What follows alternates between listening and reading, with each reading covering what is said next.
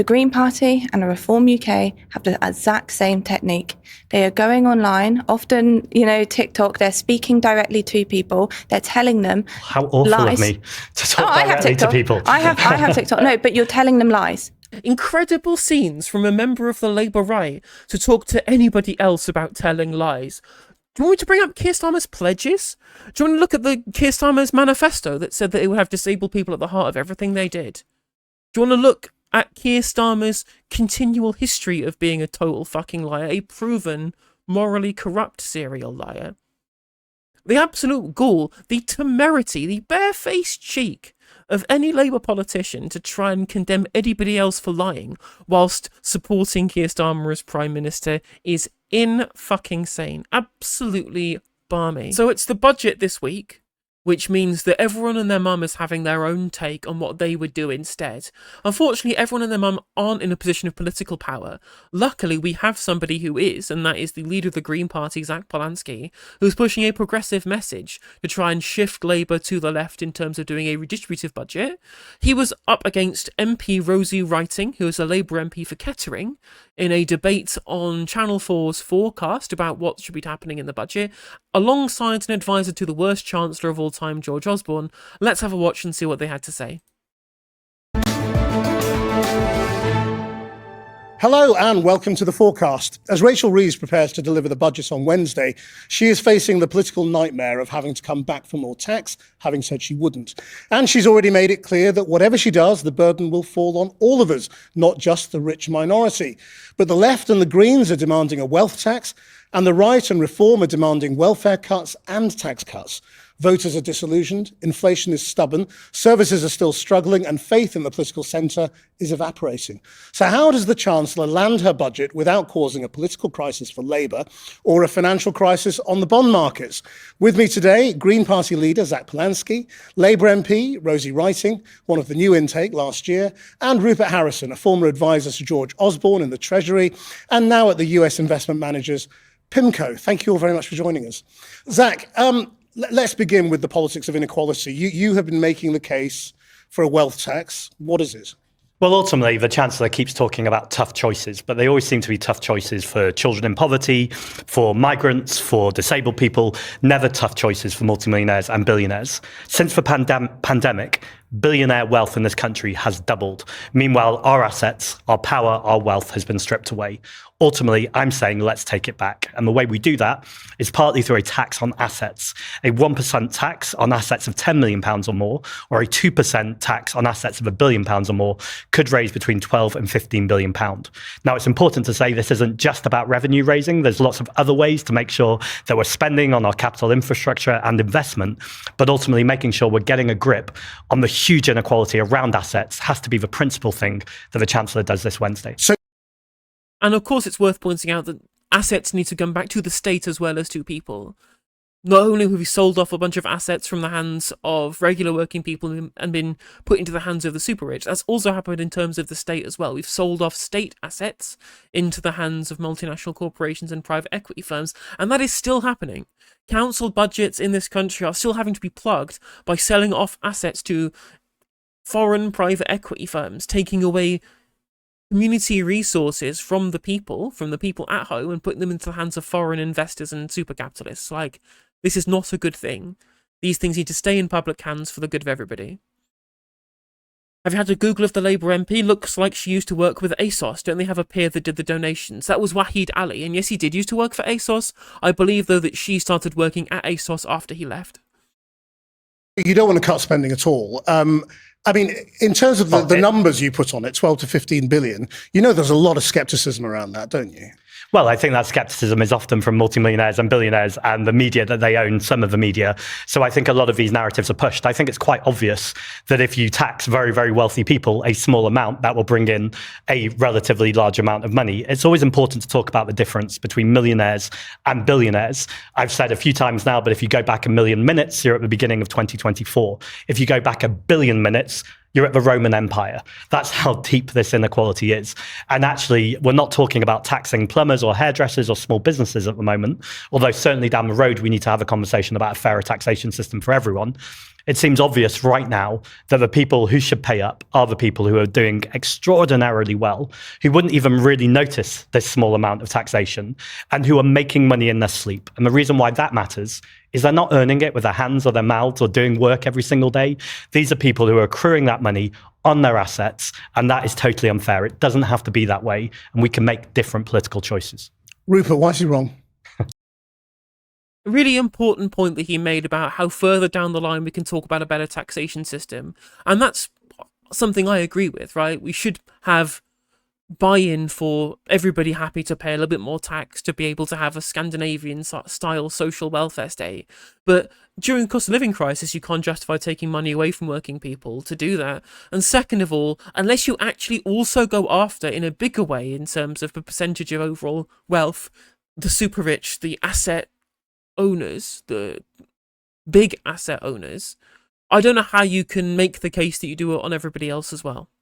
The first target has to be the ones with the widest shoulders. It has to be people who have all of the assets in the world, who in some cases pay a lower nominal rate of tax overall, effectively, than a nurse would. Rishi Sunak pays a 28% effective rate of tax because it's all from ownership of a blind trust, which is less than a nurse would pay. And whilst we can talk about how we can afford a bigger state by taxing everybody, and that's probably a discussion for another time, when the country is so unequal that some people make money in their sleep quicker than people make money being awake doing actual work, I don't think you can make that case just yet. To get buy-in from everybody, you have to at least tackle the problems with the gargantuan inequality of the super rich first until you get to everybody else. Even though I do agree that we probably need to raise taxes across the board.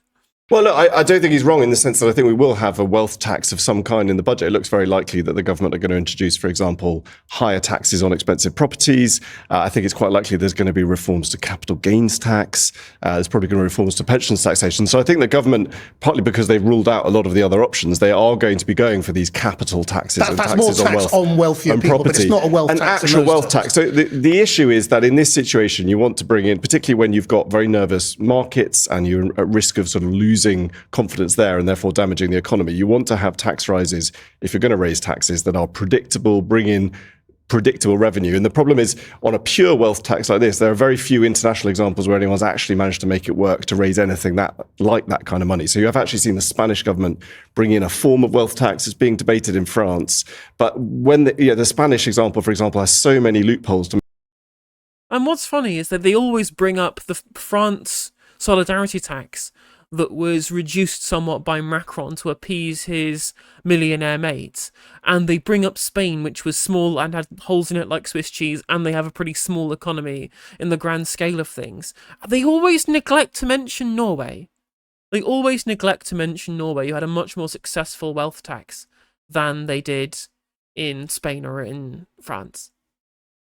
Make it work. It doesn't actually raise very much money. And is it really just beyond the Treasury to devise a tax that works? The fundamental problem is it's not like no one's ever tried this. It has been tried. In fact, the UK tried a wealth tax about 100 years ago, and then the Treasury ended up having to pay most of the money back. The problem is that when you get to these billionaires. Yeah, but all of the accounting system that this country has are identical to what they were 100 years ago, right? The 1920s and 2020 are in no way comparable in terms of how the accounting practices have changed, right? Like, we have computers now. I know he looks grey enough to remember when everything was done via printing press, right? But we actually have computers that can do these things. Maybe Tony Blair can get his wish and we can be calculating people's wealth using AI. Ooh. In particular, they're very mobile internationally. They have a choice about where to be based. And so unless you're going to do this as a part of a kind of huge international agreement, you're very vulnerable to losing the revenue and perhaps actually losing revenue rather than raising revenue if you drive those people somewhere else. Zack? Well, we've had wealth taxes since the Doomsday Book. So these have been a principal tradition of British politics and ultimately saying we shouldn't have this deep inequality. I'm talking about assets. Those aren't particularly mobile. And I think the really important point here is if you don't have a lot of money, if you live in poverty, you have to make decisions based on the lack of money you have. If you're very, very wealthy, then you're not just going to move because someone's asking you to pay a bit more money. That's the point of being wealthy. And I think we should be more patriotic about our country than that. People invest here because they love our country. They love the culture. They love their neighbours. They want to stay living where they're living. The idea that you ask them for 1% or 2% on their assets and they're going to move, I think has pretty been debunked. Also, I should say, Spain, the solidarity tax is working pretty well. Norway, Switzerland, the place that famously has lots of wealthy people. They're not good But the comparisons. Spanish tax is raising a fraction of the sort of 600 15 million. billion. And again, they always bring up the Spanish one every time. Every time they bring up the Spanish one, and it's like, Norway? What's that? What's Norway? No one? Okay, no one. Like, that's how they respond when you bring up the fact that, yeah, Norway has a successful wealth tax. So, Well, let's look, take it that might be 600 part of the million for a mix, but start. it's not going to But solve the 600 problem. million is not going to do the things that we need to do to fundamentally change our country and Well, we're make talking about things per better capita. And on top of this, right, is that Spain is a much smaller economy.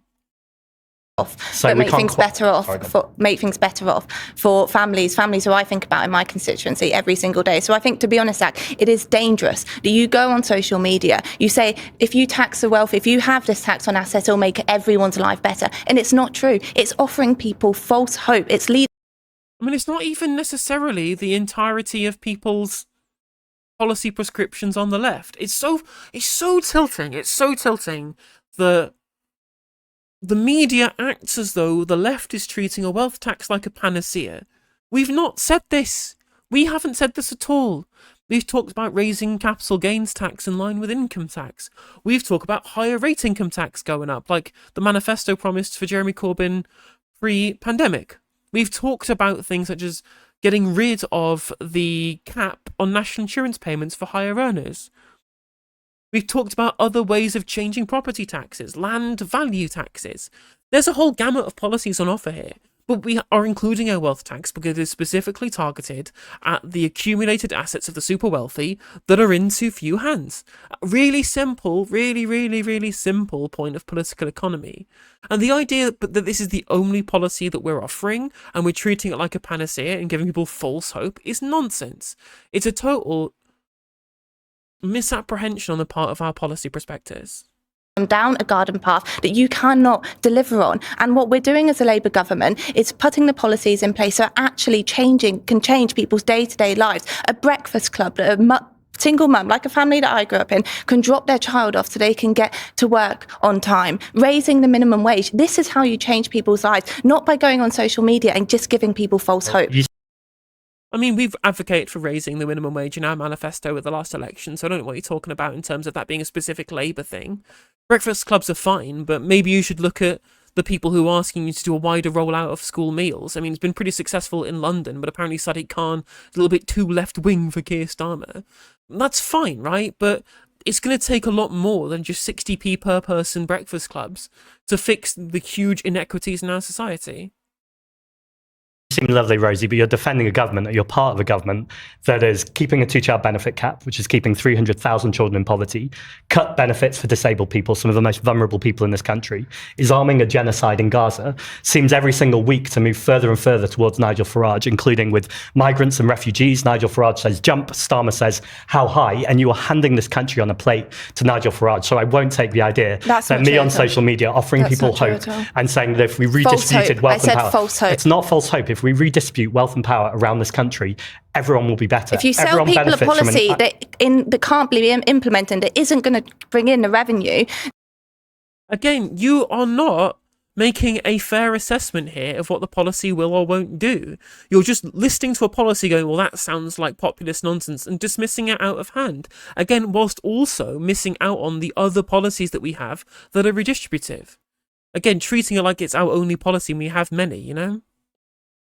That you say that we need to fix our country, then that is false hope. Why are you so sure it wouldn't bring in the revenue that Zack says? Because of the reasons that Rupert said. When this has been tried in countries like Spain, it hasn't driven in the revenue that we need to fundamentally change But we our don't system. compare ourselves to Spain and Switzerland in any other respect, But also, do we? I mean, I I'm a Labour politician. I agree with the fact that those who are wealthiest in our society should be paying into our system, should be contributing to fund our NHS. And that is why I was pleased to see in the previous budget us make decisions like closing the non-dom tax loop, putting a tax on private schools, capital gains tax. This is taxing wealth. It may not be the same. It's so funny to me for her to go, oh, well, your wealth tax wouldn't raise any amount of money at all that would fix the NHS. Here in the Labour Party, we put VAT on private school fees that raised in a very small amount of money, like £1 billion, and we also changed the non-dom tax loophole, which also brought in a similarly small amount of money.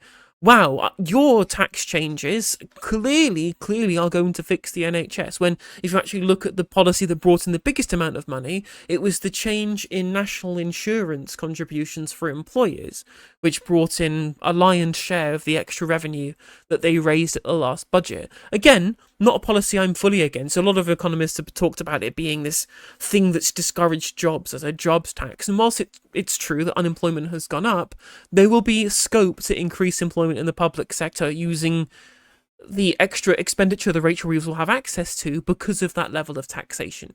So I'm not going to say that I disagree with these taxes, but I don't.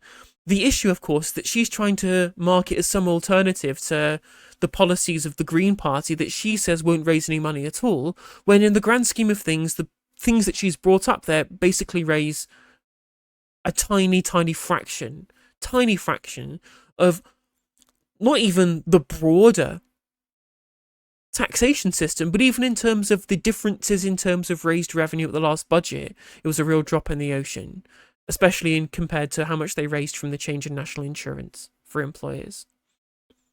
And whilst I certainly want to have the big policy prospectus that the Green Party are offering, I would like to see that kind of stuff be put into place.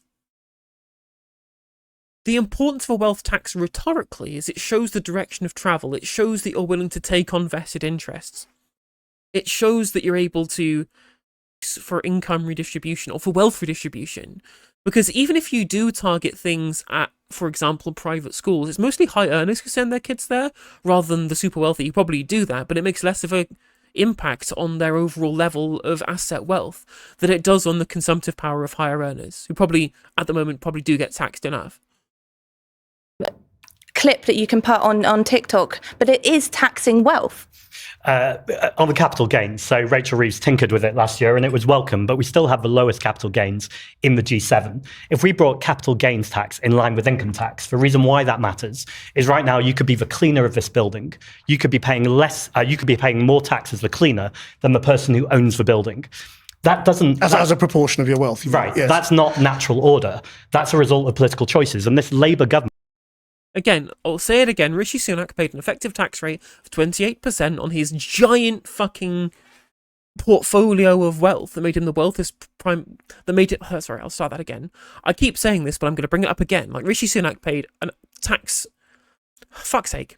I keep saying this, but I'll say it again. Like, Rishi Sunak paid an effective tax rate below 30% on his giant wealth portfolio as the richest prime minister of all time, which is a lower effective tax rate than a nurse did on actually doing work and bothering to contribute to society in a way that Rishi Sunak doesn't, you know? And that's the big problem. A Labour government should be making different political choices, but in every single opportunity, they protect the wealth and power of the super rich. Meanwhile, working class communities in this country are struggling badly, and it doesn't seem like in this budget they have any plans to turn this country around. I mean, we asked a lot of businesses, we asked a lot of the wealthiest in our society. The wealthiest in our society are paying more tax since the Second World War in order to fund our NHS, in order to... No, high earners.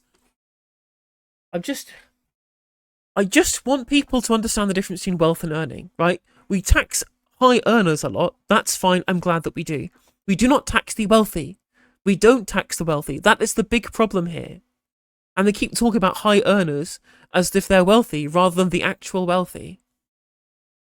Is back on a sustainable footing. These were Labour choices. They were fair choices. They're what the public elected us to do. And I think that we will continue to make them this week. I mean, Rupert, the argument that's often made is that the wealthy... And also, like, not every business owner is the rich. Whilst I think that they are the bourgeois, and I think that we should be having worker ownership of the means of production, I am a socialist and I believe in a cooperative economy that is owned by worker cooperatives rather than individual business owners, right? That doesn't make them the ultra wealthy that distort our politics and our economy by owning all of the assets, right? That's not the same thing. Whilst that class conflict will still exist and it's important for that to be mediated, that is different from the difference between the ultra wealthy and everybody else. Like, the difference between a worker and an owner in this society, especially a small business owner, is much smaller than the difference between both of them and the super rich, the ultra wealthy, the people who own giant property portfolios, for example. And whilst, again, I don't disagree with the tax on employers' national insurance going up, the idea that this targets the wealthy is totally untrue. Is that even possible when the tax rate isn't 90% and hasn't been for decades now, and the country hasn't benefited from a lower tax rate? So there is fiscal drag, Dan Brooke, so more people pay the higher rate of tax than they ever have done before, right? The reason why we are in a position where people are paying a higher percentage of the overall tax burden if they are higher earners than they were when the tax rate was 90% is because the income difference between the rich and the poor is greater than it's ever been. Very few people paid like the 90% tax rate we had in the 60s and 70s because the income distribution was much flatter. Now it's not flat. It means that the proportion of people at the top in an unequal society pay considerably more than they used to. Just 1% already pay about, 30% of the tax raised in income tax. In income tax. I mean, is there a limit to that?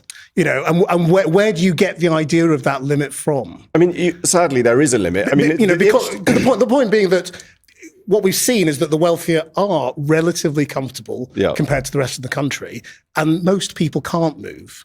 I mean, who aren't I have, super rich. I have the great advantage of, unlike these two, not being a politician, so it's a bit easier for me to say, look, it's really complicated.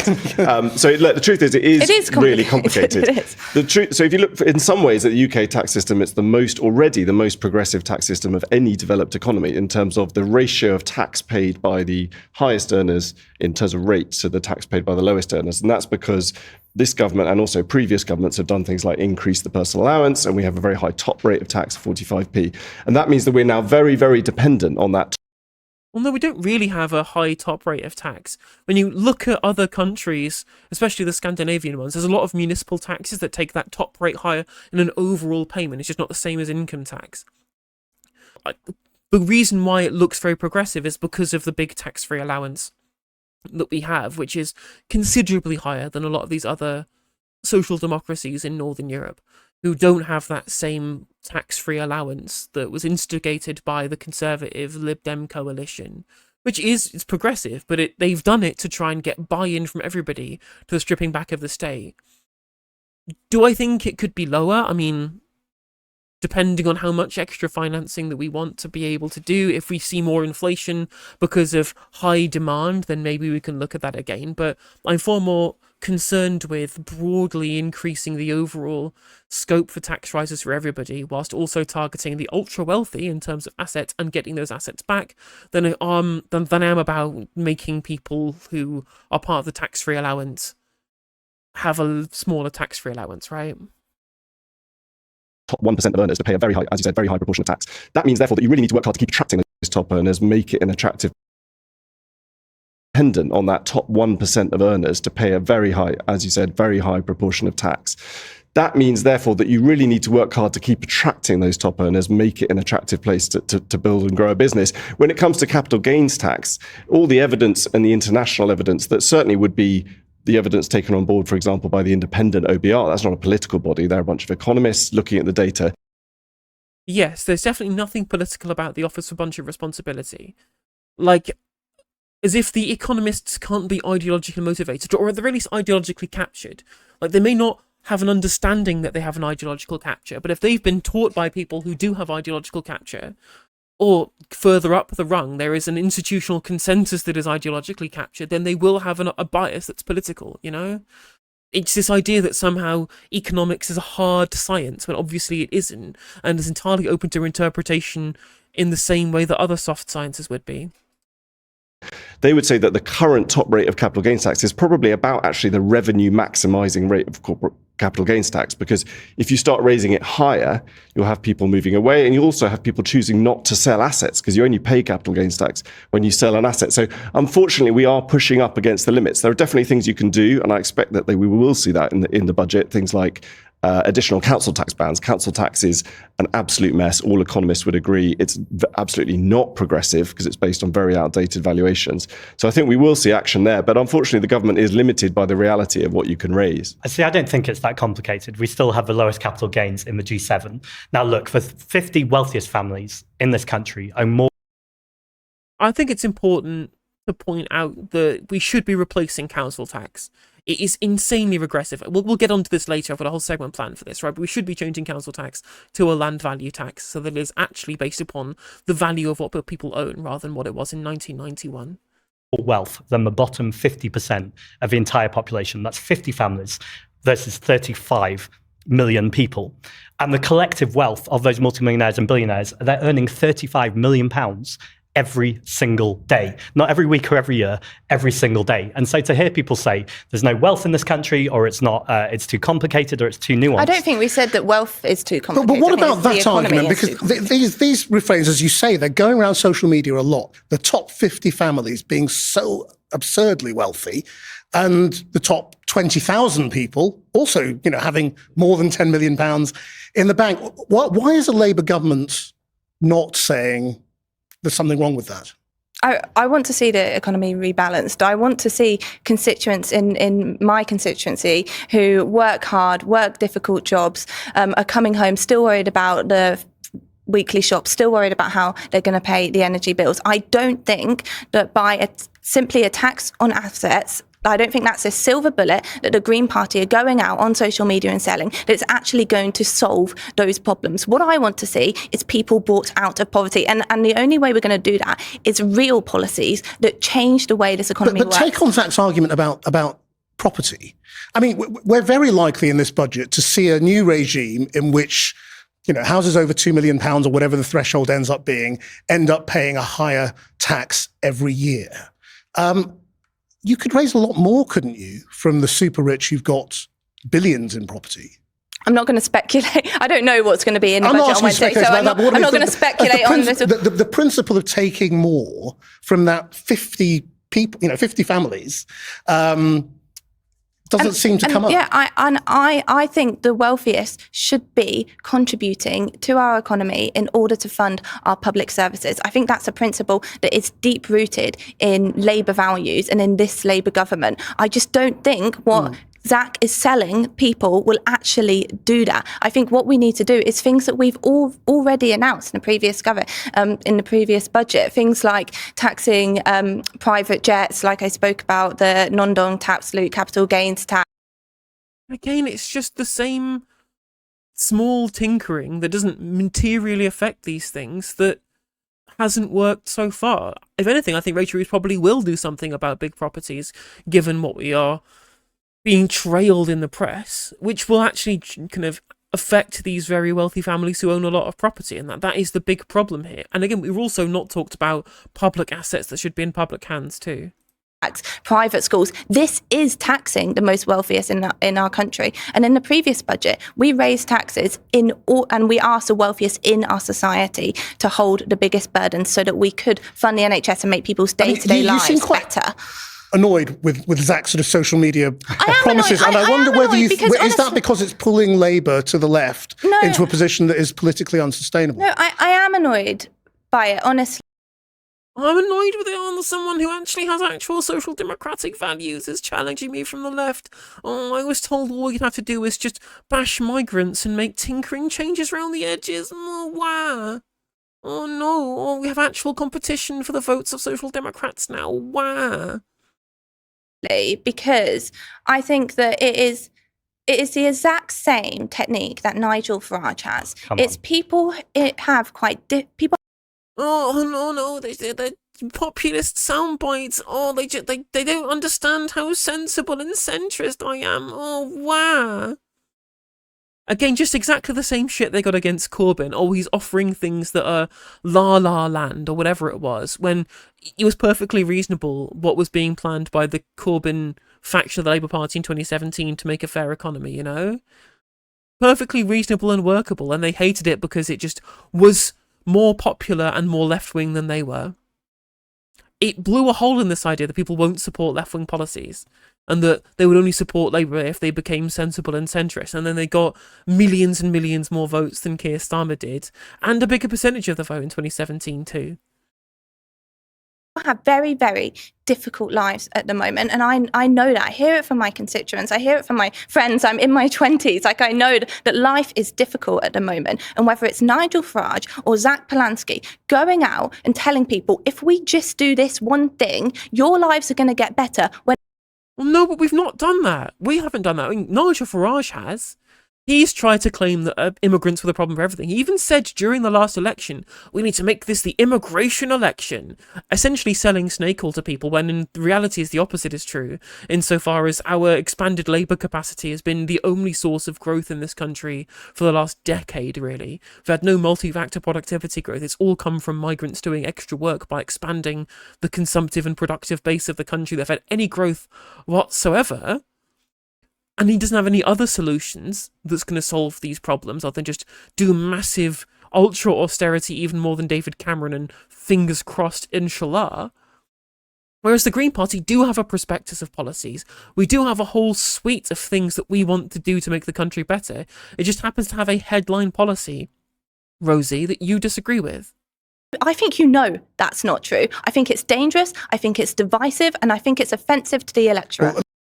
Again, like this idea, well, you must know that it's just fantasy politics, right? You must know that this is true. Because if you actually believe that it isn't true, that it's fantasy politics, then you must A, have real beliefs, unlike me as a Labour centrist, and B, that must mean I have reached the limit of where I ideologically can put my policy, rather than just being the sensible people who are doing the best for everybody, which I've believed and told myself that I am.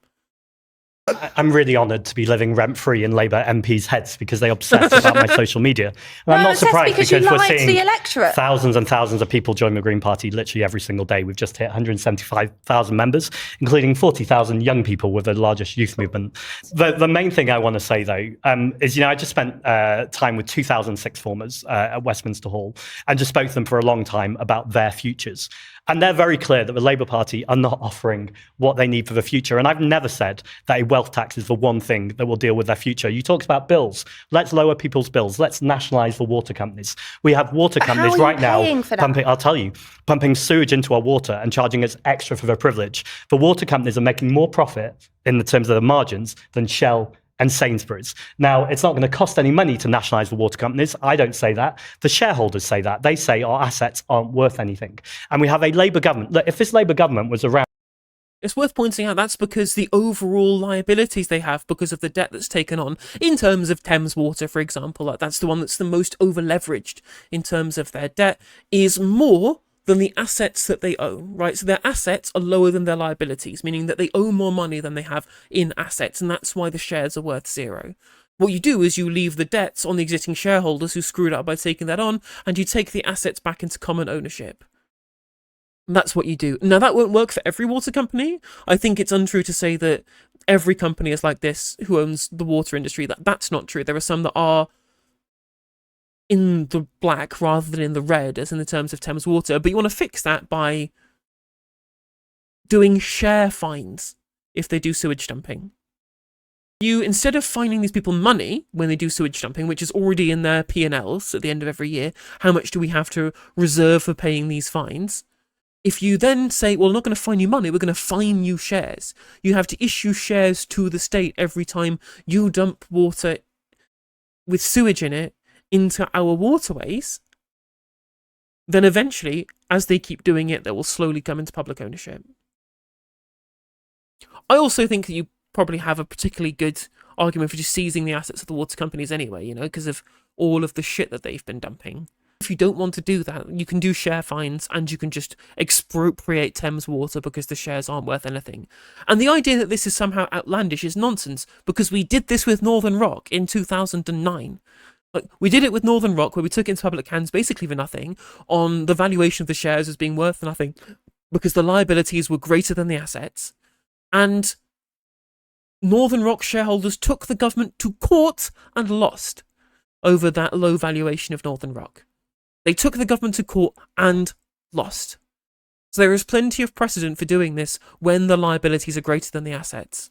Total debt-to-asset ratio of UK water companies is 70%.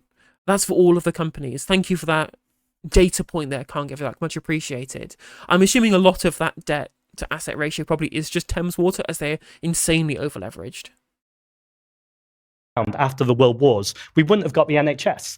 People would have said it's time to invest. You would have gone, it's too difficult. You're offering people false hope. We could never do a project as big as that. There is no imagination, no vision. You only protect your vested interests, oil and gas companies, gambling companies, armed trade companies. And it's pretty much time. Rupert, I have no vested interest. I am someone who came into politics from a working class background. I sit here as My dad was a toolmaker. My dad was a toolmaker. In fact, her mum was the CEO of a charity. It's worth pointing that out, you know. Not the most glamorous job in the world, sure, but is it a toolmaker? Again, even if you might not have vested interests, Rosie, in terms of how you vote, you know, there are plenty of people at the top of the Labour Party that do. Like, I don't know, Keir Starmer, perhaps? The guy who was only the leader of the Labour Party because of all of the money that he got that was undeclared from hedge fund bankers and CEOs? Maybe that might be the person who is controlling Labour policy, or indeed the people who help him devise policy like Labour Together, who got those donations, or the Tony Blair Institute, which, surprisingly enough, is owned by Tony Blair, a man who has loads of vested interests, including the Saudi monarchy and Larry Ellison. with Labour values. As a Labour MP, I do not have vested interests. I'm talking about your party. I have no idea about your donations, so I'm not accusing you. I'm talking about your party. But I don't think that's fair. You know, I know you're not a politician, but are politicians on the right in the Conservative Party and Reform, you think, looking at this argument on the left and rubbing their hands? Obviously, the Conservative Party are just as worried about reform as all the other parties are, I suspect. But I think that this argument is, from a centre-right perspective, is a slightly depressing argument, because we're sort of dancing on the head of a pin about who can tax the rich more or who can provide sort of easy solutions. When you think about sort of businesses and investors looking at the UK, we really need to be having a conversation about stability, growth, encouraging investment. And that's sort of this huge territory which the budget hopefully will address, that is slightly being missed by this kind of, I think, very narrow argument. And that is little measures, is it? Well, no, I think that, look, clearly because to a lot of people, that is like, well, that's just business as usual. And business as usual isn't working for most people, is it? Well, it has been. Look, it's been a very difficult few years for growth. We've had, we had the COVID pandemic. We've had certainly the ongoing impact of Brexit. We have had, the energy shock. Like, clearly, it's been a very difficult period, and governments have struggled with that. Governments of both colours. But we actually face quite a dangerous moment in this country, and I think there's a kind of bigger conversation. We've got a budget that really needs to restore confidence in the UK that has certainly been shaken a little bit by events of recent months. So how restore? Well, I actually think the government will probably manage to achieve this in the budget, because in the end, the Treasury is quite good at putting together budgets. And I think that they will deliver a budget that delivers more headroom against the fiscal rules, that can reassure international investors that sadly we rely on, that there's a plan to get the deficit down. And then I think that can be a bit of a clearing. But the thing is, the bond markets don't care about the deficit. This idea that somehow the deficit or the debt to GDP ratio are something that is the concern of potential bond buyers is not true. It's just not true. They want to know they can get a return for their money. And as long as you can guarantee that the broader UK economy will continue to exist in the way that it does, in the short to medium term, they will still keep buying that debt if you want to issue the debt, moment, because almost the most damaging thing that we've had over the last couple of months has been just the endless speculation. This cycle every 6 months of speculation, driven really by the decision to have such a small amount of headroom against the fiscal rules, means that every 6 months we're back in a situation where families don't know what tax they're going to be paying, businesses don't know what tax they're going to be paying in a few months' time, people saving for pensions or investments for the future don't know. And that has a freezing effect on investment. So I think it's, certainly international investors will be hoping that this budget sort of slightly draws a line in the sand, establishes a clear plan to get the deficit down, and puts to bed a lot of this speculation, so you can just have some basic stability, which is the kind of first basic ingredient for getting, decent growth back in the economy. I mean, that sort of opens up the other big argument, I suppose, that would be... And that is not an untrue point, right? It's not untrue to say that the lack of stability is causing there to be problems for investment.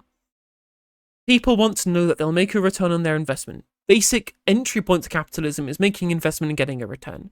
If you can't see stability in the economy so that investment will continue to make those returns, you will pull back on it. You'll go to somewhere more stable. This idea that if that investment will create a smaller return and will push those investors away is not as much of an off-putting idea than the instability of the economy to continue in the way that it's going. Which is why I don't really care about how radical it might be in terms of an alternative proposal. I would like it to be more radical, yes. But even if it wasn't as radical, but still saw a vision about a different country, still had a broader prospectus for where they want to end up at the end of that 5-year cycle. The 5-year plan, to borrow my communist forefathers' language, that would give businesses and investors more confidence about what they would see in 5 years' time. Whereas the slapdash nature of the current management, which essentially is, well, we'll keep the broader structure of the economy the same, but tinker around the edges every year around the budget, based upon what the OBR says, because we're tied to the OBR's fiscal forecasts because of our fiscal rules, coming back for more every time, that is the total opposite of stability. And they're only in that position because they have no vision, no values, no broader idea of where they want the country to go, other than just, well, our main mission is to grow the economy, so we're just going to try and tinker until that happens, which is the opposite of a plan. It is, in fact, indicative of the fact that they have no plan, because in opposition they spent more time trying to excise the left from politics rather than building a coherent plan for government, which was admitted by Maurice Glassman on BBC Newsnight, where he basically admitted that they thought they had 10 years in opposition, so spent the first half excising the left and didn't have time to work on a whole gamut of policies for when they're in government, apart from Ed Miliband, who's the only government minister who knows what he's doing. Between the two of you about international investors and the bond markets. I mean, Zack, you seem to be saying we shouldn't worry about the bond markets in the last couple of days. I don't think and saying that debt to the Bank of England isn't real debt. I think we should be worrying about people in this country who elected the politicians. So I'm talking about cleaners, teachers, nurses, the people who are actually generating the income in this country and the well-being of this country. I'd object to the characterisation of the Labour government as on the left. They're giving fossil fuel subsidies £3.2 billion. That is destroying this planet. We have one of the most nature-depleted countries on Earth. All right, but let's talk about the bond market. Well, absolutely. Well, this all links in, because ultimately it's about selling out our nature, selling out our communities to the bond markets, as opposed to going, a politician's principal job should be about protecting people and planet. Now, on the debt and the deficit, it's not that it's completely irrelevant. It's just that ultimately the question always is, we talk about borrowing and borrowing to invest, but who are you borrowing from? A lot of that money is from the Bank of England. We literally owe it to ourselves. A lot more of the money is from foreign countries. It's stored as assets because... But when you say we owe it to ourselves, what are you suggesting? Are you saying we can... We own the Bank of England. It's a branch of the government. It's just independent since we made it independent by policy in 1997. Like, the Bank of England is the government. It just acts independently because of an act of government to make it so. We are paying money on interest on bonds that are held by ourselves. That is just removing money from society. Off.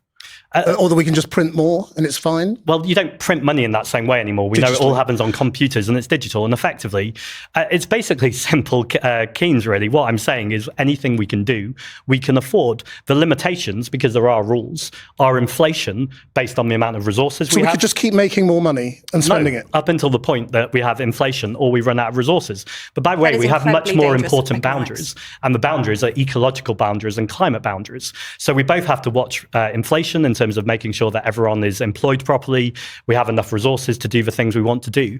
But investing in hospitals, investing in schools, investing in infrastructure, that's exactly what our country should be doing. And I think decades of austerity has programmed people's minds with we don't deserve better or we can't have alternatives. But actually making sure we're investing in our communities is the exact way to keep the economy moving. What we're getting from both these panelists, I would say, is different forms of trickle-down economics, which has been demonstrated over and over again to fail. And crucially, people die as a result. So Rupert, that's how serious these consequences are. If Zack was delivering the budget on Wednesday, how would the bond markets react? Well, Zack has just set out something called modern monetary theory, which is a sort of idea that you don't need to worry about bond markets or deficits. And it's a little bit like the last 5 years with inflation and high yields never happened. So this was an argument that we had during the previous decade, the sort of after the financial crisis up until 2020, when central banks were doing QE, i.e. they were buying up government debt, interest rates were zero, and then there was an argument about whether governments could boost economies by spending and borrowing. But the difference is that, as Zack said, we have had the last 5 years. We've had a big inflationary surge. We've now got interest rates quite high. And in this country, in the UK, we still have inflation stubbornly above target. So if you tried that approach now, we actually saw the risks of that with the Liz Truss budget. If you tried that approach now of deliberately going out to if Rachel Reeves said, I'm going to junk my fiscal rules, I'm going to spend and borrow more, actually that would result in the Bank of England having to raise rates further. That would basically undo any positive economic impact. I mean, again, he's doing the Liz Truss crash the economy by borrowing for unfunded tax cuts on the assumption that it might generate growth down the line. Not that she told that story to the bond investors and therefore yields jumped. That's not the same as saying we're going to be spending this money on infrastructure investment, or it's going to mobilize this set of resources like sick and disabled people who could be working and being productive that would generate an increased supply of commodities in the economy to be able to make sure that we didn't have an inflationary crisis, right? Like, it's such a nonsense comparison. To be fair, but the inflationary crisis during the pandemic wasn't from an excess of currency supply, at least not in the UK. It was mostly because of supply chain shocks from what happened during the pandemic. We saw supply chain shocks across the economy because of the nature of the pandemic shutdown from shipping. Was a really big problem that caused an inflationary crisis. We had the war in Ukraine that caused a broader inflationary surge because of the increase in oil prices, which doesn't just increase the prices for people who buy oil, it increases the prices from everyone who buys something that requires oil to function, right? Like, if you broadly generate energy in your society, every business that makes commodities will see their costs go up. And that was where the inflationary crisis came from. Very little of that was shown to be from the expansionary policies that proceeded during the pandemic period. It was mostly about the war in Ukraine and supply chain shocks. Like, there are plenty of other countries that had similar expansionary policy programs that didn't see inflation happen in the same way that it happened in the UK. Especially ones that didn't have such a reliance on global supply chains, which also brings Brexit into part of this as well. Because they have and just to lay out, because not everyone is an economist, what does that actually mean? It means the government paying a lot more for its debt. It would mean the government, not only the government paying a lot more for its debt, but actually the rate that the government pays for its debt sits underneath every other interest rate in the economy. So every interest rate that a business pays to borrow to invest, or that someone pays on their mortgage, sits on top of the interest rate that the government pays. So if you go out and borrow and spend in an inflationary high rate environment, you will see higher interest rates, not just for the government, but that matters because we all pay that debt interest through our taxes. And we would see the graph. We pay more on debt interest than we do for education. It would go through. But you can actually do quantitative easing to drive that down anyway. Like, the high level of interest rates is a problem of inflation. Like, high interest rates are essentially entirely down to inflation. It's set by the Bank of England on the target of inflation. If you can keep inflation down, which, again, the assumption here that the extra spending would cause inflation is the basis of why I think he's wrong here. I don't think that assumption is correct. And as long as inflation continued to come down, you would still see the bank reduce rates. The actual yield on gilts, which is about the confidence in the government, is probably a better argument he could make. I would still say that he was wrong, because you can still do QE to buy up those extra bonds to increase the demand for bonds as opposed to the supply. At the moment, we're increasing the supply of bonds by quantitative tightening, and we can reverse that with more QE. So we know these risks. So I think we've got to confront these risks, understanding that the last 5 years have happened. This is a different world now. And that's why, this market constraint is something that we as a country have created by choosing to borrow billions of pounds from markets. So Zack, how do you escape that market Well, we need to be constraint? clear if we're talking about primary bond markets or secondary bond markets. But more importantly, the Liz Truss example is the opposite example. Liz Truss borrowed money under your frame to fund unfunded tax cuts. I'm absolutely not saying that's what we should do. Actually, it's the opposite. the markets were, if anything, more worried about the massive borrowing she was doing to fund spending on the energy subsidy scheme. So it was a mix of very, very large spending plans together with just a couple cuts. of days after Liz Truss and everything settled down. The Bank of England could have adjusted. She had to earlier. fire her chancellor and reverse all the policies. But you're making it's the problem around the Bank of England independence. And actually, I think the conversation we nearly. Sorry. No. I mean, I'm just trying to work. Are you saying that interest rates wouldn't go up, or are you saying it doesn't matter if they go up? I'm saying it matters in terms of making sure we're relating it to resources. we've had years of trickle-down economics, and we're in the exact situation we were just I talking know about. that's the argument, but if you've got all the people in the markets and people like Rupert saying the interest rate would go up if you did that. But of course, for people in the markets will say that. How do you escape that trap? The question you're really asking me is, are very wealthy individuals worried that what I'm talking about is not moving our public wealth to private capital, which has been happening for decades now, but keeping it as our public wealth and spending it on our communities? When we talk about deficit, what we're really talking about in deficit is money that has gone to our communities. If we talked about surplus, what we're really talking about is where we're not spending money on our communities. So we need... Always getting very Richard Murphy pilled. We're going into accounting examples now, chat. to completely change this economic paradigm. Now, I know that's going to be difficult for people because that's a completely different way of looking at the economy. So let's keep it very simple. What I'm talking about is spending multipliers, which have existed in our economics for a long time. For every pound you spend, the economy gets money back. But this is not a new invention. But, Exactly. So can I just say environmental spending? For every pound you spend, you get £1.88 back into the economy. Sorry It doesn't to go make back to sense. the economics. Austerity never makes sense. So this multipliers issue. So again, this is an argument that we had pre-2000. When you have low inflation and low rates, there's an argument about whether multipliers are high. The problem is when you've got inflation above target, the multipliers are basically zero in the Keynesian sense, which is any money the government borrows to spend is going to be more than offset by the Bank of England having to raise interest rates because it's got to get inflation back to target. So, but only if that expansion of the money supply is causing the inflation, which it isn't currently. The biggest source of inflation is coming from the supply side because of ecological concerns, which as Zack has brought up there, and other problems in terms of our trading relationships. Like, this is nothing to do with excess demand, please. I'm begging you. this really feels like an argument that's sort of out of date. Like I didn't realize that the inflation happened and that rates are high. We live in a different world. And sometimes this gets framed in terms of democratic choices, like the bond market is sort of undemocratic. It is. Like, there is a legitimate democratic choice, which maybe, the politicians on the left might want to take, which is you could raise taxes to raise spending. That's a very deliberate democratic choice. And if you can get people to vote for that, that's absolutely fine. Unfortunately, you don't have a democratic right to borrow hundreds of billions of pounds from overseas investors. To do that, you have to be credible and you have to persuade them that you're going to pay them back. I mean, that's true. That is true. If you want to do bond spending rather than bond-free spending, like is advocated by Stephanie Kelton, you do have to find someone to want to buy those gilts. That's not untrue. The difference is that he's making the argument that the expansionary plans from a Green government on investment in infrastructure or in the NHS or in education to get those spending multipliers and increase the supply of resources by mobilising them via government spending would make people less likely to invest. And that is the argument that we're having. He is taking it as read that it would make bond buyers less likely to buy bonds if we were engaging in expansionary policy on those things. The argument we're saying is that it won't do. At least that's the argument I'm making, is that it won't actually have that effect on bond buyers. He is taking it as rote that would happen, and I disagree. But notice for credibility and persuasion, because really what we're talking about here is trust. And what politicians 100%. need to be doing is telling different stories and making sure that the markets understand the stories they're telling. A big problem we've had, and we've really got it with Rachel Reeves right now, and I do agree with what you said a few moments ago, that part of a huge problem here is the uncertainty, that we seem to be swinging all over the place and there doesn't seem to be a vision and a plan. Now, look, I'm not an economist. I'm not going to pretend to be an economist, but I talk to economists regularly, and what they're saying more than anything is there needs to be clarity about what all of these terms mean. And the fundamental problem in all of our conversations about economics is the constant fixation of comparing a household budget to the national economy. It doesn't work like that. And a few years ago, it felt, particularly in journalism, we were having different conversations about how the economy works.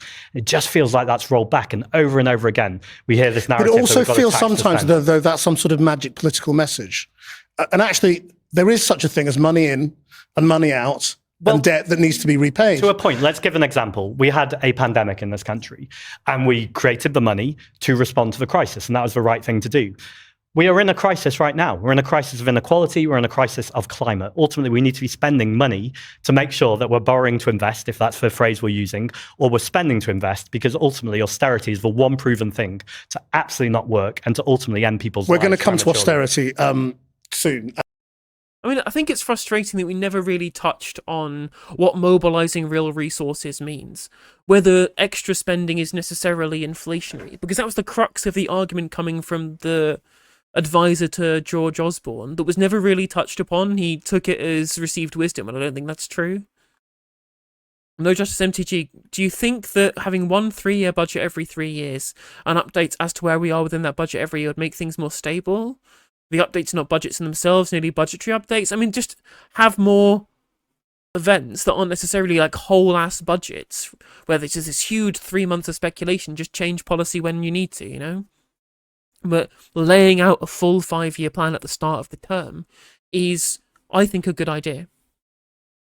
And the whole question of welfare cuts, and obviously Rupert's got an interesting perspective on that, having been around George Osborne during austerity. But Rosie, is this sort of more snake oil from your point of view? Yes, and I think that we need to be clear what will actually happen to people. There's been a lot of technical talk, but what will happen if we go to the markets? If Zack was delivering this budget and we went to the markets and we massively increased borrowing, it would mean families in my constituency would pay more on their mortgages. We saw that under Liz Truss. There is a real human... No, they would only pay more on these mortgages if inflation went up and that led to rates going up. Again, both of these people are trying to imply that necessarily interest rates would have to go up in response to Zack's policies. None of us are saying that this is necessarily the case. We're not arguing over the right argument in this whole debate over whether or not that expansionary policy would necessarily increase interest rates. I don't think that it would. If you're spending on activating real resources in the economy, then you wouldn't see an inflationary problem. I mean, I think the problem really is that I don't think Rosie knows what she's talking about. Impact of just going to the markets, going and just borrowing. We saw it under Liz Truss. Yes, that was for partly for tax cuts rather than spending, but still it would have the same impacts. And when I knocked on doors, to be honest, when I still knock on doors in my constituency, the devastation caused by Liz Truss's, frankly, her trickle-down economics, which we will not return to, is still felt in families' day-to-day lives. But long-term interest rates went back up to beyond Liz Truss levels. Yeah, but long after that. Yeah, but the damage caused sets in. I have friends who got on the housing ladder and then had to sell their houses to go back into rented accommodation. Well, that's true what Christian is saying there. The problem with the Liz Truss budget was that it affected bond yields quickly and overnight because it happened at the same time as quantitative tightening, and it showed people who were bond buyers that the government had just completely lost track of what they were doing because it happened on the fly with no plan, no story, no explanation as to why those things would work to be able to generate a return on those bonds. That's why it was a problem. Then that also led to a secondary crisis in pension funds because they were over leveraged on what are known as liability driven investments, which take a lot of their value from bond yields. So it led to pension funds almost becoming illiquid overnight because of margin calls. They had to be bailed out by new money from the Bank of England. That's the reality of the Liz Truss budget. Interest rates were going up everywhere. They obviously went up quicker because of Liz Truss, but even if there was no Liz Truss, we still would have seen the increase in rates to curb inflation in this country that we saw in other countries as well.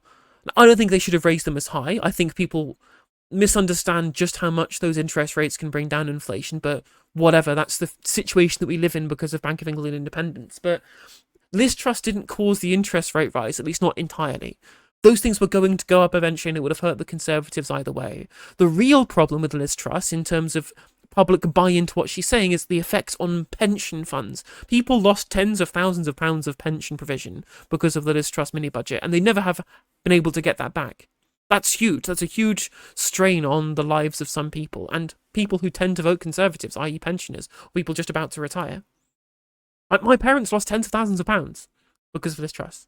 Tens of thousands. That's a huge amount of money to lose overnight because of one budget, because pension funds went illiquid overnight. But it was broader inflation around the economy that caused interest rates to reach the place that they did, and that was due to international factors, exogenous effects such as supply chains and ecological changes that affected food production elsewhere. Of the impact of Liz Truss's mini budget on their mortgages, that impact is still felt day to day in people's lives, and we would see the same thing under Zack's economics. I mean, what Rosie's worrying about here is essentially debt to GDP ratio, which is about 100% in our country. In Japan, it's 270%. Japan has a much more equal economy than we do. Japan and a much has massive better problems with their economy. Of living. Massive They have other problems too, but in terms of making sure we're tackling inequality and getting a better standard of living, these scare stories of bogeymen. It's a speed decades of the the other debt. real issue we have from the Labour government is this constant focus on GDP. Simon Kuznets, the person who designed the idea of GDP, says this is a terrible way to measure the health and well-being of the country. We should actually be talking about mental health. We should be talking about equality.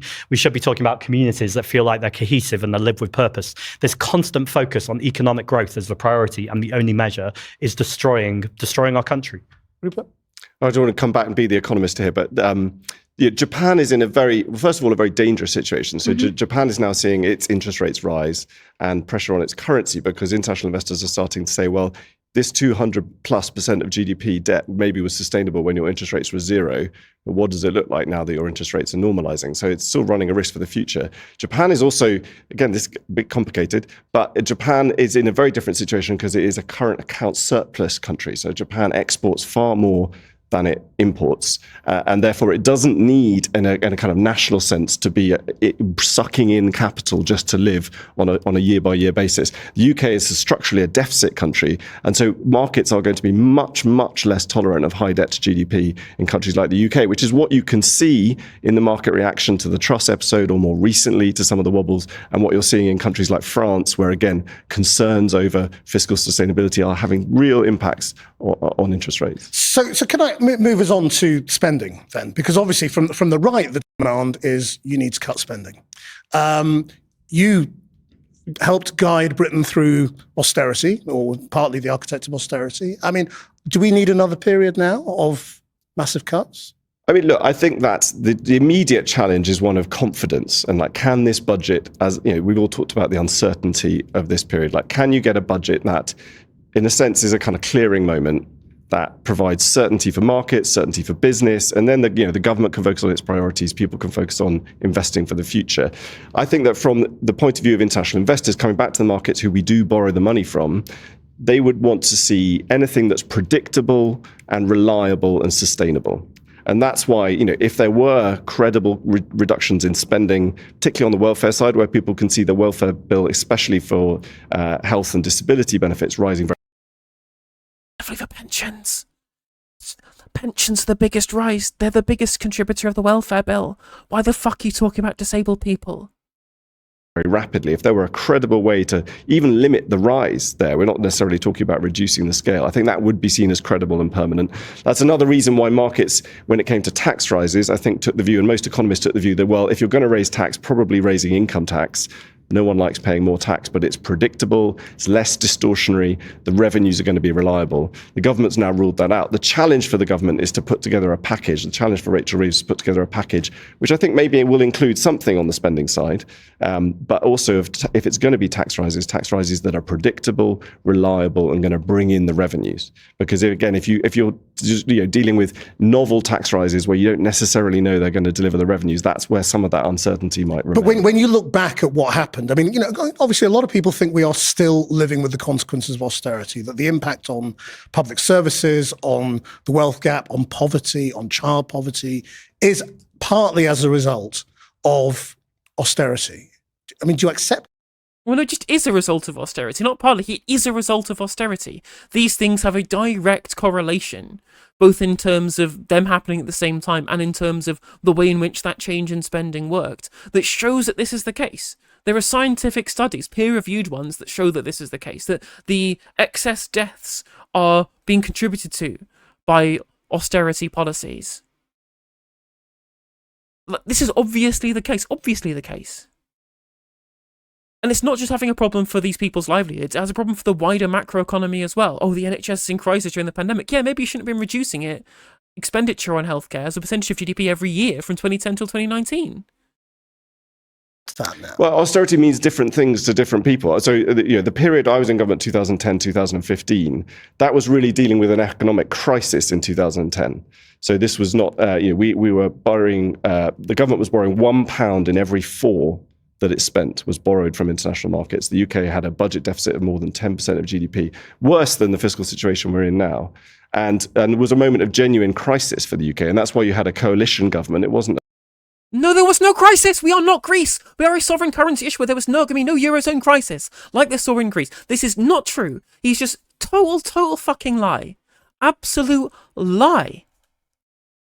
What a fucking liar, dude. What a Weasley little liar, dude.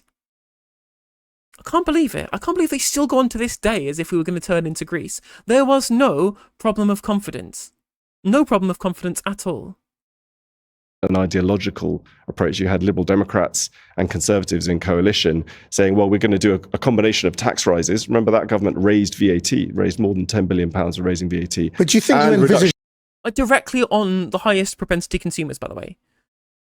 At a time at which demand was incredibly low because we were in recession, a liquidity trap no less, where not only was investment low, spending was low, they then increased taxes on the highest propensity consumers by increasing VAT. These are the people who've been in charge of this economy for the last 15 years. The long-term impact. Well, I think that, there's a democratic argument about what's the right level of tax and spending on public services, and certainly, as you said, I was a Conservative candidate at the last election. I certainly heard on the doorstep people saying, well, look, we look at public services and they're not good enough, and I think that a lot of the impact of that was maybe related to the pandemic, but certainly there was a democratic choice, I think, at the election, which was like, actually, we're willing to pay more taxes, even though the Labour Party said it wouldn't raise taxes. In my experience, all the voters expected that they would. And I think there was a decision by the voters to elect a Labour majority, a very large majority, to have a bit higher taxes and more investment in public services. So, Rosie, I mean, you placed great store in what the markets think. And what Rupert's saying is being said by all the investment managers, that, there has to be some credible cuts in spending as well. I mean, do you agree with them on that as well? No, I mean, I think that the years and years of cuts that we had to our public services is why we see the inequality that we see, why the country is in the place it's in. I think that if you don't fund our NHS, you'll have people on welfare because they're waiting to get a hip replacement. I think if you don't fund education properly, you're not giving young people the opportunity they need to go into their work and then contribute to our economy. I think getting the welfare bill down is a separate conversation because personally, I think there's a moral case for it. I think that 1 in 8 young people not in education or work is an absolute damning legacy of the previous Conservative government and needs to be something that we address. Work can be a really, really good thing and we need to talk about that more. But I do not think, and I don't think under this Labour government, we should go back to seeing cuts to our public spending. So And again, she is rolling the pitch for cuts to the actual welfare payments themselves, as if those measly welfare payments are somehow an incentive not to do so, rather than talking about the actual labour market itself, in terms of how it incentivises people to get out of welfare and into work, and indeed the welfare system itself that requires more investment to be able to make sure people can get into work again, and you get people healthy again by investment in mental health care, for example. Because I think that the welfare bill should come down, but I think that's by having fewer people who need to rely on it, and that involves investing in those people, rather than using the stick of welfare cuts to force them into work, Because that's for the good of the companies, by forcing people to work when they can't. That's a supply-side labour market policy. I think we should just make people healthier and happier through public spending. And then overall, that probably will see the welfare bill come down. That's because you will have few people who need welfare, rather than just looking at people who need welfare and taking welfare away from them. Any reduction in spending has to be couched as not a cut, is what you're saying. Well, like I said, I think welfare, there's a moral case for it, and I really do. I think that there are people that we've let be out of work who want to get back into work, who want the opportunity. But does that mean to compulsion? try work. Forcing people off benefits. No, I think it's by, with the Tim's review, making sure that we can create an environment that people feel as though they can try work and not fear losing their benefits, or they feel like there's a work that will work for them around their life. I think there's a lot to it. I think it's complicated, but there's a moral case to get this welfare bill down in this country. Why do you think so many young people are going on to health and disability benefits at the moment? I mean, do you think they all are disabled and unwell? I think there's a range of issues, to be honest. I think that if you leave education and you go on to welfare, and you're on welfare for quite a long time, I don't think there's challenges of getting back in to the. I mean, there's also a problem in terms of there are very few entry-level jobs. I mean, we talk about AI from this government wanting to invest in it. That is something that has caused a reduction in entry-level jobs being available for young people.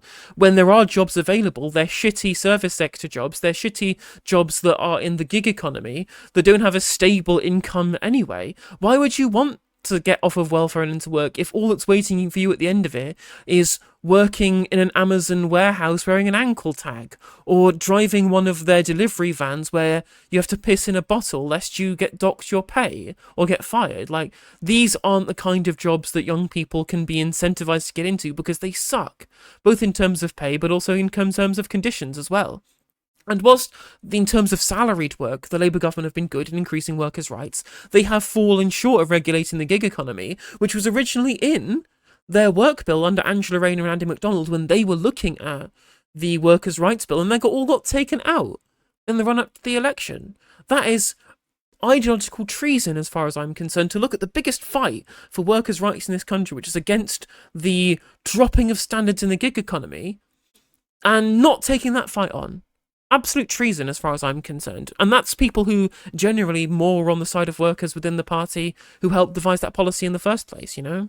Who were made to heel by Morgan McSweeney and doing things that were quote-unquote business friendly. Workplace, and we've seen that. I think that it partly because of cuts we saw under the previous government to education. People have left school not feeling necessarily ready for a modern workforce, and they struggled. Of course, a rise of mental health problems. And again, this could be a whole separate podcast, I think, talking about that. But also cuts that we saw under the previous government to our NHS that meant people haven't been able to get access to healthcare in their communities. They haven't been able to look at prevention instead of cure, and you can't see that more clearly than with mental health services. But I mean, there are plenty of people, on the reform side of politics who are essentially saying, I mean, not as bluntly as this, but that they're skivers. I would never use that language. Obviously you wouldn't, but I mean, that's the argument you're up against as well. I think that there are people that could be in work that aren't, and then maybe they aren't in work because they're scared of losing their benefits, which, by the way, is a valid reason. They're scared of losing their benefits. They're scared that work isn't going to be economically viable for them, or they're just scared that work isn't going to be good for their mental health, or they're not able to find a job that works around what they're facing day to day. I think that's all valid. How damaging was it? I mean, that's a better argument than you heard from Darren Jones and Rachel Reeves, right? For all of her faults so far, I will give her that. She's making similar arguments to myself, really. But that's not the same as Darren Jones and Rachel Reeves who are talking about taking away people's pocket money, you know? Because that's the language that people have heard in the public media. If more Labour MPs were saying, we don't think people are scroungers, we think that people are trapped because of poor employment conditions and bad mental health, and we need to fix those things, I don't think people would have necessarily taken as much of a negative stance towards them. That, and obviously the cuts to LCWA and to PIP that should never have happened, and half of which got U-turned on. Like, if you'd have fixed the issues people had by talking about how to get people into work by helping them rather than hurting them, they wouldn't have had as much of a backlash, I don't think. The credibility of the government to deliver any of these changes, given they've already had to row back on the welfare cuts they attempted? Well, I personally was for the government reforming welfare. Like I said, I think there's a moral case for it. And I hear that from my constituents, by the way, quite a lot. People saying, look, I work hard and I feel like I want the person next door to me. What were your colleagues saying, in opposition? There was, I mean, the public could see this, right? There was mixed views in the backbenches, and do you think they've got to kind of get real now?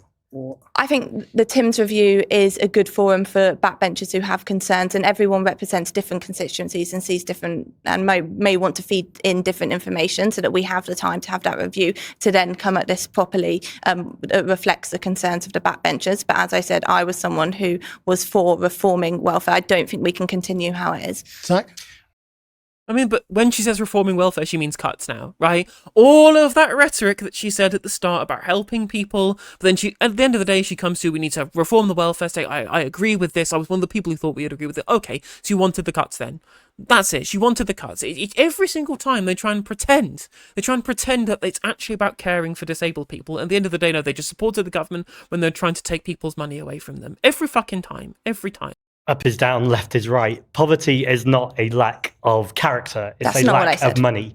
And to have someone who's working in a department that's privatising the National Health Service, who is cutting spending in real terms, and go, we should not be cutting spending, is very much the definition of saying one thing and doing another. What do you mean they're privatising the health service? Well, during the general election, I had a debate with Wes Streeting, and I talked about that they have a plan to privatise it. He put his arm up at me and said, the left are bleating on again. But we've seen it over and over again. Not only are they accepting money from private healthcare companies, they're looking at more and more ways so of you reducing the genuinely spending. believe that we want an NHS that's not free at the point of use? Yes, I do believe that.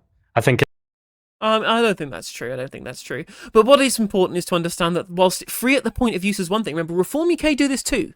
Reform UK do this too. They'll say, well, we think one thing's free at the point of use, but what they don't want is it publicly funded. They want more private funding. What is happening in the current Labour Party is, whilst it's publicly funded and free at the point of use, it's being delivered by companies being paid by the government through the private sector. So that means not all of the money being spent on the NHS is being spent on service provision. Some of it's going to private shareholders, some of it's going to private profit, some of it's going to directorial salaries for these private subcontractors. And you get worse outcomes.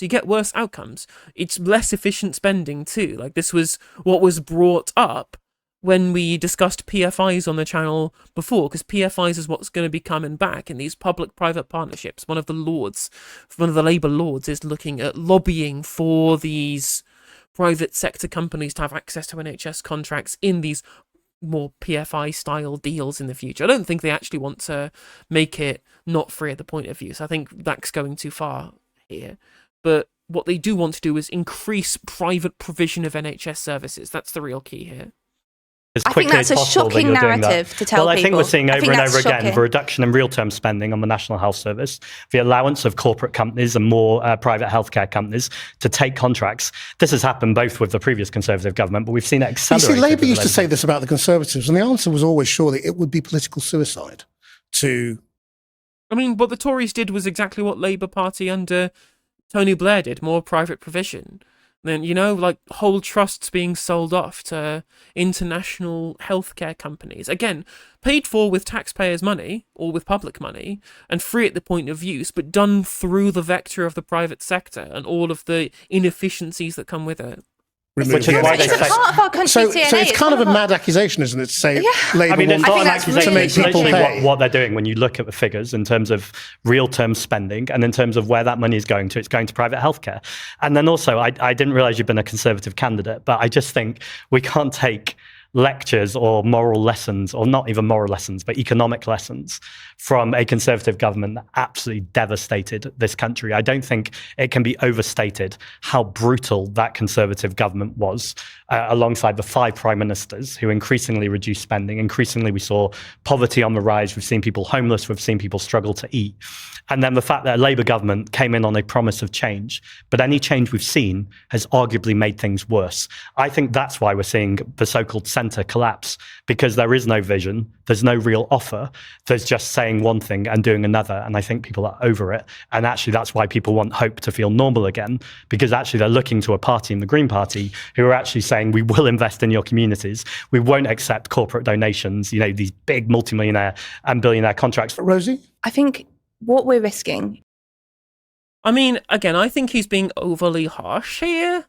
I don't think they're going to privatise the NHS, and I don't think they've made things worse. They just haven't made things significantly better so that people will notice, Whilst certainly they're not as bad as the Tories, they're no significant change that would befit somebody who ran an election promising such change. But I guess if you're a politician, you've got to make everybody hate the people who you're competing with. So I guess that makes sense, but... country, because we are at a fork in the road. There is a party, Reform UK, that are waiting in the wings to come in, and they genuinely want to move our NHS to an insurance-based system. They want to privatise our NHS. It is a Labour government that invented the NHS. It is They also say that they would have free healthcare at the point of delivery, don't they? But not publicly funded. That's what the reform policy is to make sure that it is privately funded but free at the point of use.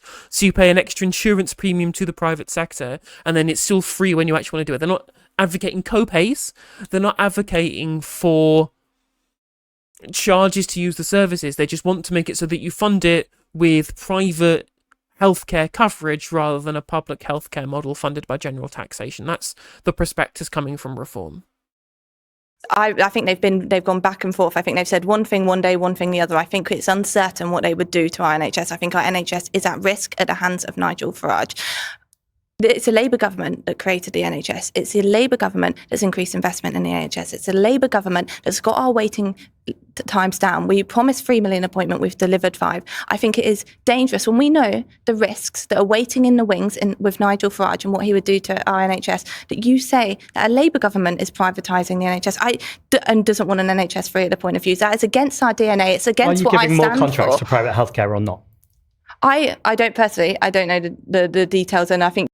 Of course she doesn't. Of course she doesn't know these details. It's open. It's been in national newspapers that they're providing more private contracts, that they want more public-private partnerships and PFI-style deals. There is a member of the House of Lords who is a member of the Labour Party who is lobbying for more private contracts for the NHS deliberately and is being acquiesced to by Darren Jones in the Treasury and Rachel Reeves, or when Darren Jones was in the Treasury. I think being replaced by James Murray now. Either way, more private contracts are coming in. Whilst, again, I think it was unfair of Zack to characterise this as changing it so it's not free at the point of use. It's still using the private sector rather than having it publicly owned, and therefore allowing healthcare to go to profits and directorial salaries and shareholder dividends, and it doesn't need to do that. And it gets worse outcomes if you do. You could look at all different aspects of healthcare and talk about them all separately. So do you think we're reducing contracts with private healthcare?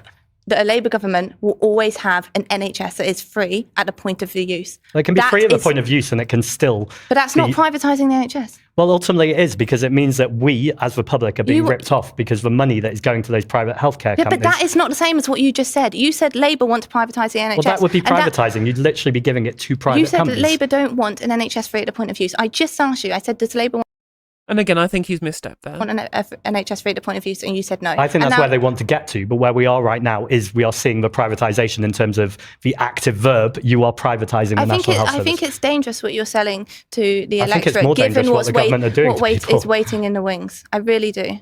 Rupert, I mean, take on the criticism of the Conservatives as well. Well, I think it's not really for me. Austerity it's not really for me to sort of defend a government I wasn't part of. But I think that if I could take a step back and sort of put my hat on as an investor in the UK, I think that this conversation is something that we should pay very close attention to, because while I do think that most people would expect that in the short term, the budget will be a bit of hopefully a clearing moment if there can be a credible plan to deal with the deficit, restore a bit of stability.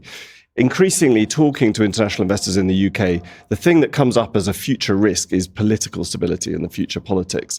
And certainly, investors have long time horizons, and they certainly see the polls, and they're looking ahead to Nigel Farage, the possibility of a reform government. I think it's very interesting, actually, that in just the last couple of months, even Reform, who had, certainly a very sort of fiscally irresponsible manifesto at the last election, £90 billion of unfunded. They've had to backtrack on that. And you've got Nigel Farage saying, no, everything will be paid for. You've got Richard Tice uses a phrase like performance-related tax cuts, which I think is him deliberately trying to learn the lessons of the Liz Truss episode and say we won't cut taxes if we can't afford it. And so I think that the bond market and international investors have noticed that and said, okay, well, maybe that's a risk that's maybe kind of reduced. So do you think they will currently see Reform as more stable than the Greens? Well, I think that the issue now is that I think that the issue of leadership in the Labour Party has been raised over the last couple of months because of, all these briefings and stories. And I don't want to get into political tittle-tattle because that's not my role, but international investors have certainly noticed that risk. And I think that the kind of pressure on Labour from the left, from the Greens, and the risk that Keir Starmer and Rachel Reeves could be replaced within Labour by a new leadership that might turn to the left, that might be a little bit less fiscally responsible, is something that is already starting to raise a risk premium for the UK. And you can see that a little bit on the kind of longer part of the interest rates that we pay. So a soft left Labour leader.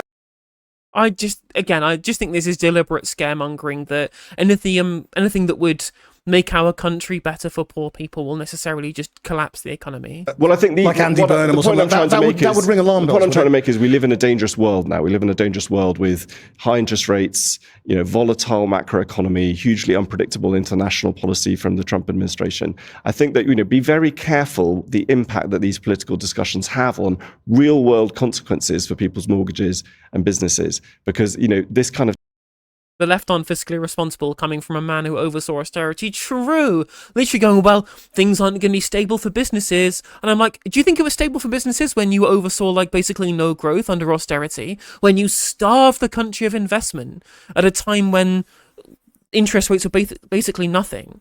when we were in a liquidity trap where we were crying out for supply side investment into businesses and demand side investment into consumers so that they could consume what businesses wanted to sell them, and instead you reduced government spending during a liquidity trap. The one thing you know you're not supposed to do in a recession, which is take money out of the economy, and he and the Tories did it.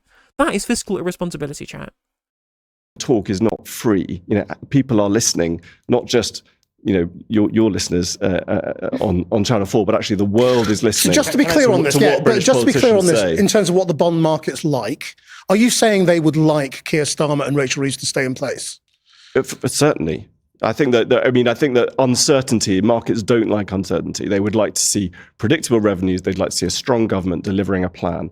Absolutely. The risk of, as I say, I'm not raising this because this is something that now gets raised very regularly in discussions, investment discussions about the UK, ever since really Number 10 put it on the agenda themselves with all that briefing a couple of weeks ago. So I think that, we have to now, think that this kind of speculation has real consequences given the world we live in, and has real consequences right now. How in peril do you think Rachel Reeves is on Wednesday, and how it unravels or not? Well, first of all, to Rupert's point, I would agree. I think political stability does have real implications to our markets, and actually, who feels the brunt of that is always families and the everyday person. I would agree with that. Like, the instability is the problem. Like, people aren't scared that Rachel Reeves and Keir Starmer will get ousted because someone too left-wing might come in. It's because it will break apart that level of stability that they currently have. Who I think of in my constituency. I think, I'm not going to comment on Rachel Reeves' specific position. Why not? I mean, Number 10 is literally, they were literally briefing about Labour leadership a few days ago. I mean, and I don't think briefing is helpful, and I think but it's a real debate. You can't deny that if she gets this wrong, she's finished, isn't she? I mean, and I think there's a lot at stake at this budget, but I think there's a lot at stake. I'm not thinking about the leadership of the Labour Party. I'm thinking about the people in my constituency who want better lives. And to be honest, like I said, we're at a fork in the road in our roads for this country. So I think there's a lot at stake to make people feel better off, to make the cost of living crisis not feel so prevalent in people's day-to-day lives. Families who I think of, like I said, every single day. The mum who drops her kid off at school and now can drop their kid off a free breakfast club, who can take the other kid to childcare, which they now have 30 hours free, can go and get a good job. I think about those people every single day, and it's that I care about. The leadership of the Labour Party, we can talk about it over and over again, but ultimately it's delivering for people that matters. It is very likely that you come through this budget, if Rupert's right, that things stay reasonably stable, there's no panic on the bond markets, you get through it, but you lose political support because ordinary people's taxes go up. They're already feeling squeezed. There's no hope on the horizon for them. Yeah. And you are plummeting. In that scenario, Labour MPs will start talking about getting rid of Keir Starmer. Well, I think in this budget we need to make Labour decisions that make this country fairer. And those people that you just spoke about, I think that we need to think about them in the forefront of our minds when, like I said, I'm not in the Treasury, I'm not Rachel Reeves. But they're all going to be worse off next week. I don't think that's true. I don't think that's true. This is a Labour government. I don't think that's true. And that's the thing, right, is that they always will do this. Again, it's this self-assurance and conceit of the Labour right that because they are in the position of being the adults in the room that they perceive everybody else other than them isn't, therefore people must be better off because of the Labour Party being in government. I don't think that's true. I mean, well, get used to it being true, mate. Just because you perceive yourself as being the ones who are going to be putting sensible policy in place that will benefit everybody doesn't mean that you are. It's not migrants that bankrupted this country. It's not the left that bankrupted this country. It's not people who are claiming universal credit, many of whom are in work. Their just work is not paying enough. And that's a really key point here. That's why we increased the minimum wage. The people who bankrupted this country are the bankers. The people who have bankrupted this country are decades of Tory politicians and now Labour politicians and their austerity that hasn't worked. And it's time to change course. True. And do you see the political instability as a good thing for change? Well, I think we do need political stability. I don't think anyone's coming on this and saying political instability is a good thing. But it's helping you, isn't it? Well, it's helping in terms of people are recognizing that what is happening right now doesn't work. The only thing that will maintain right now is the status quo. So I think people watching this have a decision to make. Are we going to allow that status quo through the Labour government to gradually go further and further to the right and end up with Nigel Farage or something even worse as time goes on? Or are we going to say, time to change course? The Green Party are there. I'm not pretending we have all the answers. Yeah. What I am saying is what we are doing right now isn't working. And this is absolute madness. But are you to keep caught- saying, let's double down. And you keep talking about the bond markets being scared and terrified. But I think we've got to worry less about the bond markets and more about the people in our working class I community. suppose I'm talking about the system we are currently living in. You want to change that world. Fine, I get that. But are you also, But to that some can be extent... dismissed, but I do think the current system that we're in hasn't always been this way. Since Thatcher, neoliberalism came in, and that's what we're suffering now. So what I'm saying isn't some kind of fantasy or idea that we've never had before. I'm talking about what happens in most of Western Europe, and also what we had before Thatcher kind of destroyed any kind of sense of social cohesion. But I and wonder whether community. you're also slightly surprised by your own popularity at the moment, and whether it's making you think about some of these economic issues, more seriously. I mean, Rupert mentioned, Reform have clearly tacked back from some of the more eccentric ideas they were throwing out in their contracts and the last election. Are you also having a lot of meetings saying, well, we've got to get our ducks in a row here and stop saying things that spook people? I mean, you spooked people yesterday a little bit, to be honest, on Laura Kuenssberg's show when you talked about, it's money we owe ourselves, and people thought, this is important. Does this man not know how the system works? Well, who did I spook? I spoke to I mean, he's right. He's not wrong. It's money we owe ourselves. We own the Bank of England, and that's who we owe the money to. That's how quantitative easing works. establishment figures, multimillionaires and billionaires, and people who are very wealthy, who surprisingly don't like the idea, many of them, that I want to tax the wealthy. And so they're finding ways to attack the Green Party. Look, I'm really privileged and honoured that the Green Party right now are shooting up in the polls. I think in the last poll, I had the highest net favourability ratings of any party leader. And I also accept that's a total responsibility. The Green Party have gone from a party where we were fighting to get some airtime to say things to a party where I can't stop doing interviews and being given a platform. I always have more to learn. I always have more to discover. So I'm not pretending I know everything. What I am absolutely certain of, and so certain of, is that multimillionaires and billionaires own many of our newspapers, own many of our TV channels, and ultimately those people have a very vested interest in trying to discredit any idea or story that challenges the status quo. And the one thing I'm certain of, and people tell me every single day, is the status quo is not working, it is broken, and Labour ultimately exists right now to protect power and wealth in this country, and that's before we even get to the tourism reform. We need a complete clear out of that broken politics. We need something new, different and hopeful, and that's what I'm offering. I mean, So good. He's so good at this chat. Oh, he's just so good. Again, if he'd have not done the thing where he tried to pretend Labour were wanting to make people charge for the NHS, right? This would have been perfect. It would have been perfect from start to finish. He's just so good at this. Again, it is the status quo that's failing, and it's 46 years of neoliberalism. And it will ultimately fall upon a redistribution of wealth and asset ownership in this country so that regular people can own those assets again. It's as simple as that. Held in common or held collectively or held cooperatively or just in the hands of more working class people individually will make this country a better place. To say it certainly wasn't billionaires and millionaires who brought down the Truss government who was cutting the top rate of tax. It was reality. And so you've got to differentiate between, billionaires and millionaires and reality. And unfortunately, it would be great if we could worry less about the bond markets.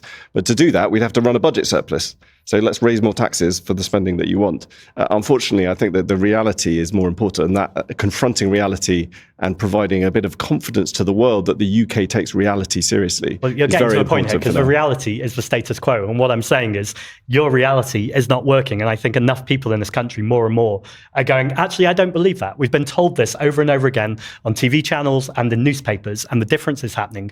Communities are coming together, people are organising and going, let's have a different political and economic system. And that's what's coming. I want to make sure Nigel Farage isn't in charge of that. I want to make sure communities are. True. Zack talks about, we all on this panel don't want political instability. But I think The Green Party and a Reform UK have the exact same technique. They are going online, often, TikTok, they're speaking directly to people, they're telling them How awful lies. of me to talk I have directly to TikTok. people. I have TikTok. No, but you're telling them lies. And no, I'm that not. is all. Well, he's not, though. He's just not doing that. Incredible scenes from a member of the Labour right to talk to anybody else about telling lies. Do you want me to bring up Keir Starmer's pledges? Do you want to look at the Keir Starmer's manifesto that said that it would have disabled people at the heart of everything they did? Do you want to look at Keir Starmer's continual history of being a total fucking liar, a proven, morally corrupt serial liar? The absolute gall, the temerity, the barefaced cheek of any Labour politician to try and condemn anybody else for lying whilst supporting Keir Starmer as Prime Minister is in-fucking-sane. Absolutely balmy. Can you name one lie I've said? Yeah, a wealth tax would change this country. I've never said that. No, but that's what you're telling people. I've said You are a wealth telling tax people. would reduce inequality That in this is what country. you're telling Do you not people. believe a wealth tax would reduce inequality? Because it seems fairly basic. I think there's lots of policies that would reduce inequality, Would a wealth tax reduce and the Labour inequality, government Rosie? are implementing You've them. accused Literally, she's accused him of lying, and she won't even double down on the lies she says that he said. She won't even repeat it, having been responded to about the reality of Zack's statement. So I would a think- wealth tax I reduce think inequality? Let me just finally ask you, Rosie. I mean, because a lot of people No, she's squirming, Christian. Don't let her off the hook. will also be a bit alarmed because of the way politics is changing in Britain at the moment, that a lot of people are wondering whether the only future for the centre and the centre-left and the left is for you to work together to stop reform at the next election. And looking at this conversation, it's not looking very likely at the moment, is it? I mean, first of all, you'd have to agree on a set of values, i.e., we don't want disabled people to be put even further into poverty, likewise with children, and we don't want the government to be arming genocides. Like, there are perfectly reasonable differences of opinion between me and the centre of politics, right? There are reasonable points of disagreement where we can come to some kind of consensus when it comes to setting policy. Things that are way past those red lines is deliberately inflicting poverty on hundreds of thousands of disabled people, or attempting to at the very least, and then also selling weapons to a government that's committing genocide in Gaza. Like, these should be basic red lines for anybody. I mean, I want people's lives to get better. I don't want the cost of living crisis to continue to burden families. That's what I think of. We can come on a panel like this and we can have the political debates, but ultimately I want to see the policies implemented, the choices made that make things better for the ordinary family, the family that I was brought up in, that made my life has been good. I've had opportunities because of what the last Labour... Hang on a minute. I thought you came from a salt of the earth working class background.